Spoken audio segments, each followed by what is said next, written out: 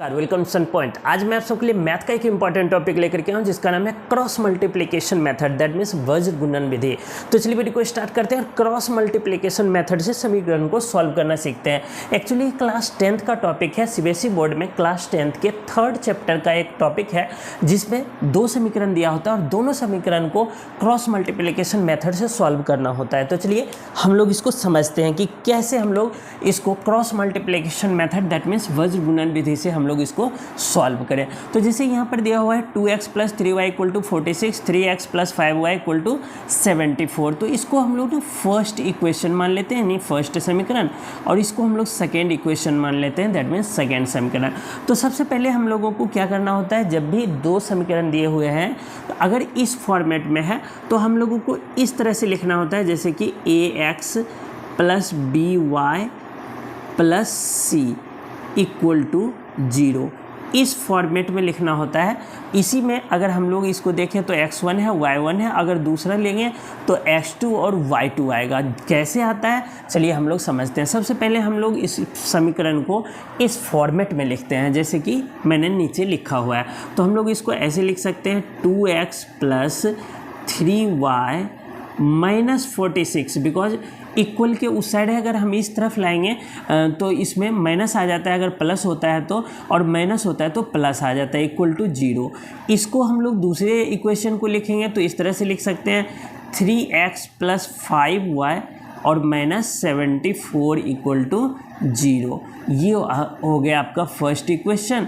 और ये second equation किस फॉर्मेट में, ax + by + c के फॉर्मेट में। अब देखिए इसमें क्या करना होता है हम लोगों को, फर्स्ट इक्वेशन में जो x के साथ वेरिएबल में है, y के साथ वेरिएबल में है, इसमें से a1, b1 और c1 तीनों सेलेक्ट करना होता है। तो देखिए x के साथ यहाँ पर 2 है तो a1 2 हो गया, b1 जो है वो 3 आ गया, और c1 जो है वो -46 है। ये फर्स्ट इक्वेशन है। उसके बाद सेकेंड इक्वेशन में हम x के साथ जो वेरिएबल में इसको a2 मानेंगे, तो a2 के जगह पर 3 है, b2 के जगह पर यहाँ देखिए 5y है तो इसमें 5 ले लेंगे हम, और c2 के जगह पर हम ले लेंगे -74। आई होप कि यहाँ तक समझ में आया होगा, ज़्यादा कुछ डिफ़िकल्टीज नहीं है। इसको हमने सिर्फ इक्वेशन को ax + by + c के फॉर्मेट में लिखा है और इससे हमने a1, b1, c1, a2, b2, c2 find out कर लिया। इसके बाद का जो स्टेप है वो आप लोग ध्यान से समझिएगा, क्योंकि अब स्टार्ट हो रहा है मतलब क्रॉस मल्टीप्लिकेशन मेथड। इसमें आप लोगों को एक यहाँ पर मैं लिख देता हूँ BC, CA और AB, बस ये लेटर आपको याद रखना है। इसी से हम लोग फॉर्मूला को फाइंड आउट करेंगे, यानी कि फॉर्मूला हम लोग याद रखेंगे। जैसे कि इसमें x और y को वैल्यू को फाइंड आउट करने के लिए क्रॉस मल्टीप्लिकेशन मेथड किस तरह से होता है, तो वो इसका फॉर्मूला है। इन शॉर्ट मैंने लिखा है BC, CA और AB।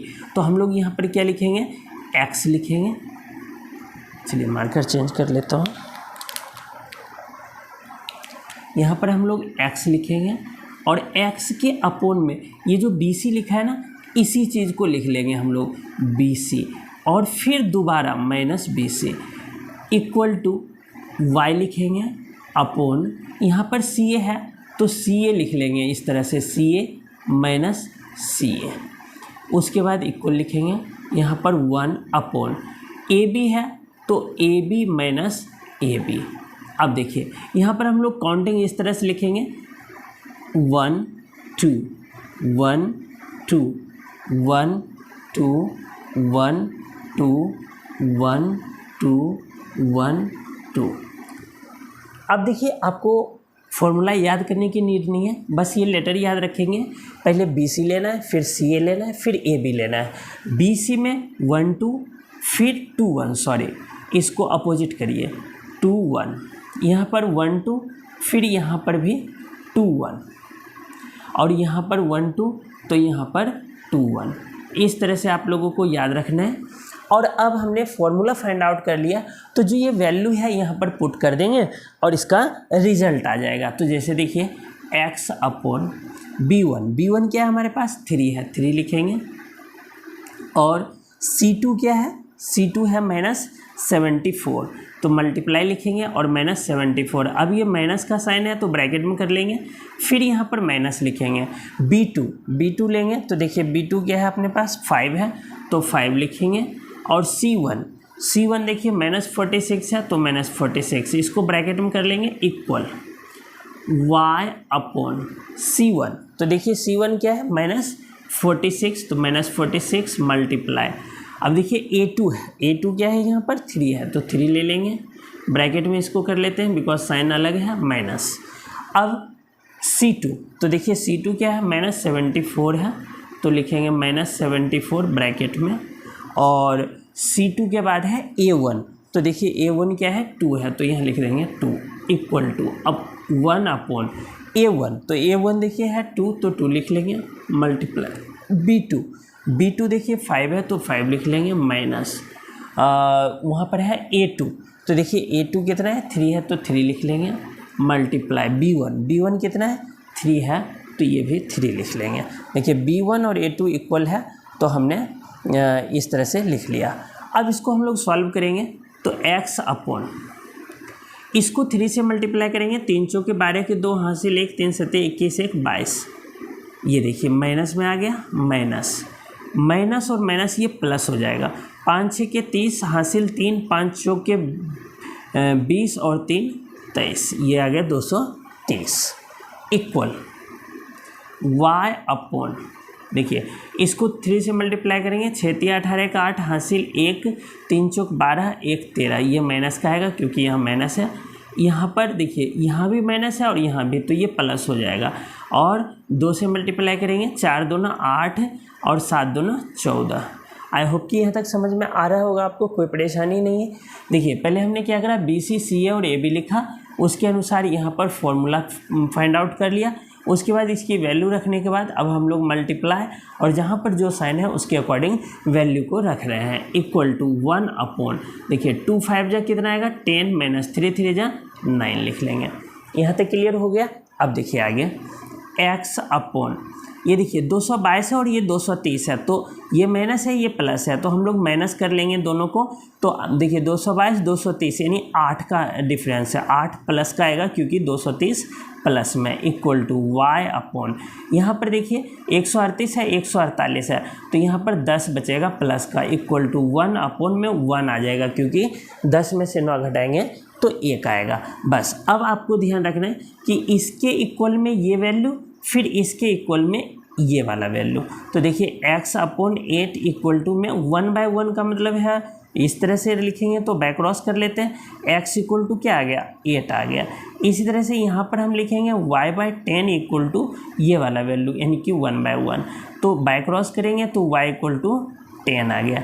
यानी कि आपको समझ में आ गया कि x का वैल्यू क्या है 8 और y का 10, तो हम लोग लिख लेते हैं x इक्वल टू 8 और y इक्वल टू 10। ये आ गया इस इक्वेशन का रिजल्ट। आई होप कि ब्रज गुणन विधि आपको सही से समझ में आ गया होगा क्रॉस मल्टीप्लिकेशन। बट एक बार मैं क्विक रिवीजन करवाता हूँ। जब भी 2 इक्वेशन दिया हुआ और ये कहा जाए कि आप क्रॉस मल्टीप्लिकेशन मेथड से इसको सॉल्व कीजिए, तो सबसे फर्स्ट स्टेप होता है कि हम लोगों को इस फॉर्मेट में इस इक्वेशन को यानी कि समीकरण को लिखना होता है। जो फॉर्मेट है ax + by + c = 0। अब यहाँ हमने देखा 2x + 3y, अगली इसको 46 को इस साइड लाएंगे तो माइनस में आ जाएगा। इसी तरह से दूसरे इक्वेशन में 74 को इस साइड लाए माइनस में आए। इसके अकॉर्डिंग a1 b1 c1 होता है, a2 b2 c2 होता है। तो हमने लिख लिया a1 b1 c1 a2 b2 c2, और जो इसमें साइन होता है उसी के अनुसार हम लोगों को लिखना होता है। जैसे यहाँ माइनस है तो दोनों हमने माइनस में लिया। उसके बाद हमें ये लेटर याद रखना होता है BC CA और AB, ताकि हम लोगों को बाय क्रॉस मल्टीप्लिकेशन का फॉर्मूला याद हो जाए। x/, में यही लिखना है BC, उसी को माइनस करना है BC - BC, CA - CA, AB - AB। अब देखिए इसमें 1 2 2 1 1 2 1 1 2 2 1 ये वैल्यू पुट कर दीजिए। अब हमारे पास फॉर्मूला तैयार हो गया x अपॉन b1 जो v1 की वैल्यू है, फिर c2 की वैल्यू। इस तरह से हमने सारे वैल्यू पुट कर दिया। अब इसको मल्टीप्लाई करने के बाद साइन को ध्यान में रखते हुए सॉल्व किया, इसमें भी इसी तरह से, इसमें भी इसी तरह से। अब इन दोनों को माइनस किया 8 ये। अब क्या है कि x और y की वैल्यू फाइंड आउट करना है, तो इसके इक्वल में ये वाला, फिर y के भी इक्वल में ये वाला। दैट मीन्स x के इक्वल में ये वैल्यू और y के इक्वल में ये वैल्यू रखने पर हमारे पास x इक्वल टू 8 और y इक्वल टू 10 रिजल्ट आ गया। अगर वीडियो आपको समझ में आया और वीडियो अच्छा लगा हो तो वीडियो को लाइक और शेयर करना बिल्कुल ना भूलें और दोस्तों में ज़रूर शेयर करें। आपको बहुत बहुत धन्यवाद।